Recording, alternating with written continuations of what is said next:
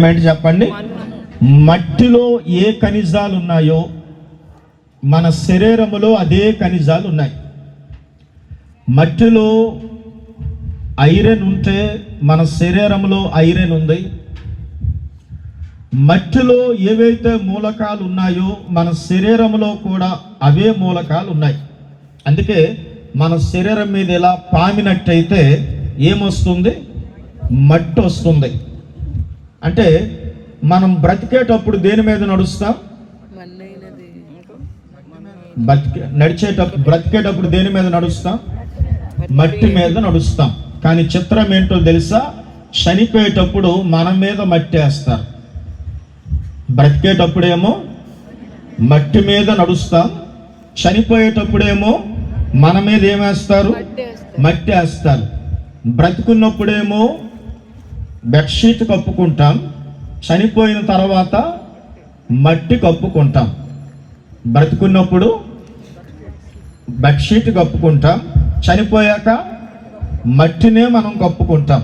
అంటే ఇప్పుడు మరణించాక ఏమవుతుంది? ఈ శరీరం అనేది మన్ను గనుక తిరిగి ఏమైపోతుంది?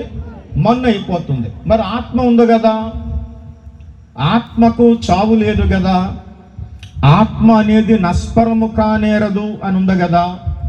మరి ఆత్మ అనేది ఎక్కడికి చేరుతుంది అంటే ఇప్పుడు రెండవ జవాబు మనం ఇందాక చదివాం. 11వ అధ్యాయం 9వ మాట. యవనుడా, నీ యవ్వన కాలమందు నీ హృదయం సంతృష్టిగా ఉండనేము, నీ కోరిక చొప్పునను నీ దృష్టి యొక్క ఇష్టము చొప్పునను. అయితే వీటన్నిటిని బట్టి దేవుడు నిన్ను తీర్పులోకి తెచ్చునని జ్ఞాపకము తెచ్చుకొనుము. అంటే ఆత్మకు చావు లేదు. మొన్నైనది వెనుకటి వలె మరలా భూమికి చేరును, ఆత్మ దాని దయచేసిన దేవుని వద్దకు వెళ్ళిపోతుంది అని ఉంది. అంటే ఇప్పుడు ఆత్మ ఎక్కడికి వెళ్తుంది? ఆత్మ ఎక్కడికి వెళ్తుంది? దేవుని దగ్గరికి వెళ్తుంది అని ఉంది. ఆత్మ ఏం చేస్తుంది అంటే తీర్పులోనికి వచ్చును అనే మాట మనం గుర్తుపెట్టుకోవాలి. అంటే దేవుని దగ్గర లెక్క చెప్పడానికి మన ఆత్మ చేరుతుంది.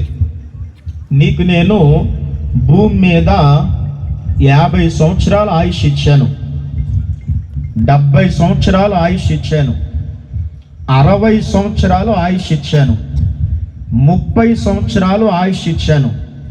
నువ్వు నా కోసం ఏం చేశావు? నువ్వు నా కోసం ఎంత పని చేశావు? నీకు నేను ధనాన్ని ఇచ్చాను, నీ ధనాన్ని ఎలా ఖర్చు పెట్టావు?